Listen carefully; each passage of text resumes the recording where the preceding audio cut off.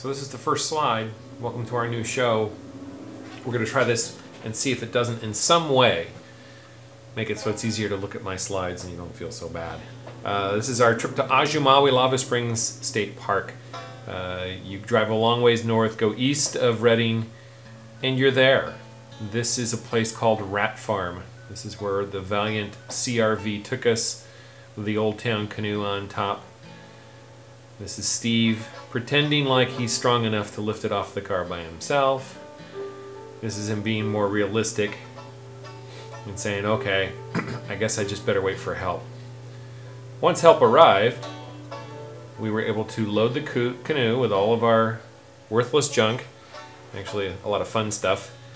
When you canoe, you're able to take more stuff than if you backpack, which includes more gourmet food. And we all know that when we go out into the backcountry, food is the most important thing.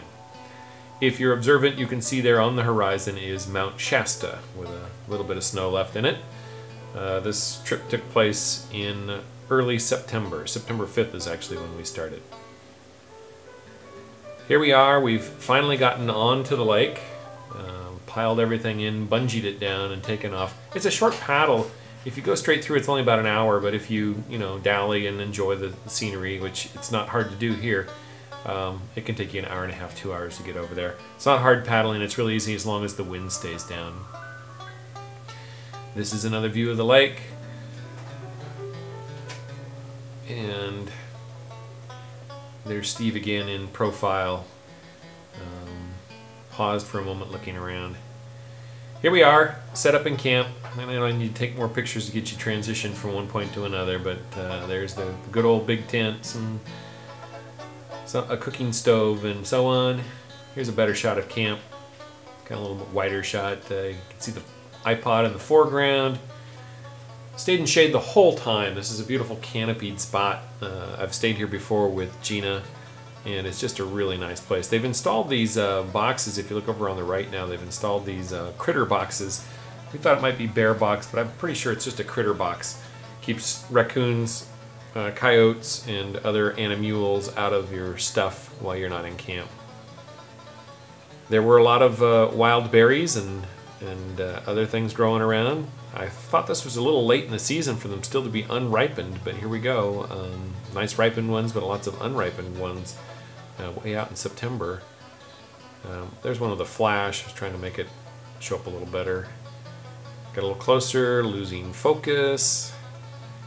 And there was also, I'll call them feral apples. These are apple trees planted by the early settlers in this area, and they've just let them all go to seed, and they taste kind of like Granny Smith, actually. I'm not certain what apple this is, but we had a couple bites just to see what it was like. This is the view just outside of our campsite, looking over towards the lake and the springs that are flowing there, and getting close to sunset on that first day. The next day we got up and we hiked about 3 or 4 miles away from the campsite, and you come to, this is all a volcanic area. A big lava flow over the eons has come down and formed a dam that caused Tule Lake to be formed, and this is one of the eruptions that went on, and this is a spatter cone where blobs of lava, I'm sure in the day, came shooting out of this thing and then kind of just piled up in little bits and pieces to make this jagged, very sharp rocked spatter cone. The disappointing part is, of course, you expect it to be like this raw femoral in the middle, and it's not. It's grown over, as you can see to Steve's left there. It's grown over with heavy vegetation at this time in its existence. There's another shot of Shasta up through the trees. And moving on from the spatter cone here. We walked down back towards camp and we passed the lava tubes. This is a big loop hike that we went on, and we come back to the lava tubes. Not any great shakes. It's not like you can get in and walk for hundreds of feet or miles or whatever underground. It's maybe 100 feet underground is all you can go in this particular tube. I'm sure there might be others, but they've silted in. They've filled up with a lot of junk inside, and so there's no headroom, or there's no space at all. You can't even continue. So it's kind of a misnomer, but it's nice in there, and I'll say it's kind of cool because it was about 95 degrees while we were there, and inside the tubes it was much cooler, maybe in the 70s. That's the entrance to the lava tube. I would show you a picture from inside the lava tube, only it doesn't show very well, so we're not going to do that. Here we are on that lonesome trail, walking back to camp. Basically a lot of brush like this, sage and manzanita, scrub pines, some cedar. There is water underneath all this. It's just a matter of finding it because, you know, the water from Tule Lake is flowing through the lava, but the roots have to fight their way down to find it. So it gets pretty dry up on the surface, but, you know, stuff does grow. Once back in camp, we hauled out the canoe and we paddled over to Jashi Creek, which is actually another outlet for another set of springs. There were lava springs all around where we were. We camped right next to some springs, and this is another set. And if you'll notice how absolutely aqualine beautiful the water is, it is just incredible to look at this water. And that's about 20 feet deep underneath, Steve, believe it or not. It gets shallower and deeper in places, but that was pretty deep there. And it's still, you can see way to the bottom. Big old log though goes across the bottom.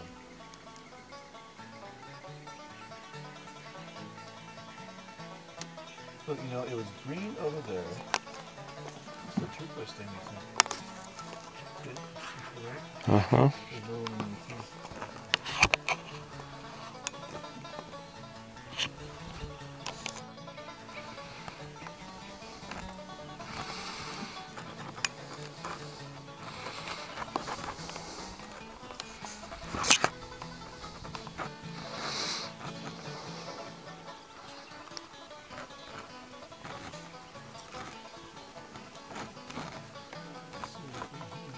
I'm trying to show you another shot of it here. It just it looks like there's grass growing it, but that's a reflection off the shoreline, and then of course it does dip down pretty good.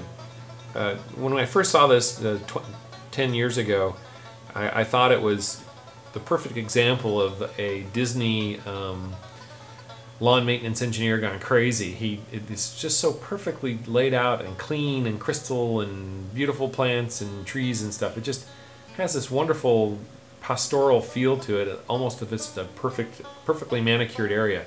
So it just really captures you, and this is kind of one of those shots that gives you some of that. That's a little island in the middle, a little pine tree growing on little tufts of grass. The wildflowers were not as much in bloom this time, but oh, and here's basically what you do when you're not out hiking and paddling. If you're out doing too much activity, it kind of cuts into your smoking time. So anyway, Steve and I enjoyed some nice cigars here, and so I thought I'd take too many pictures of us enjoying nice cigars, and me enjoying and still enjoying. And here's what happens when the moon goes down at night. I think there was a fire off to the west of us, and so it had put a lot of smoke in the air, and as a result, the moon took on an eerie glow as it got near the horizon. The lower glow is the moon reflecting off the lake, and the mid-area glow is the moon igniting the hillside, reflecting on the hillside. Here's another one. A little closer. Boy, it's sure hard to hold still at this shutter speed when you know one of those little point and shoots. That's about the best picture I'm going to get out of it, because there you see I decided to go ahead and breathe, and that's not much better either. And here's camp at night, which doesn't show a whole lot. We've had our dinner, steaks, potatoes, a little garlic bread left there on the right hand side.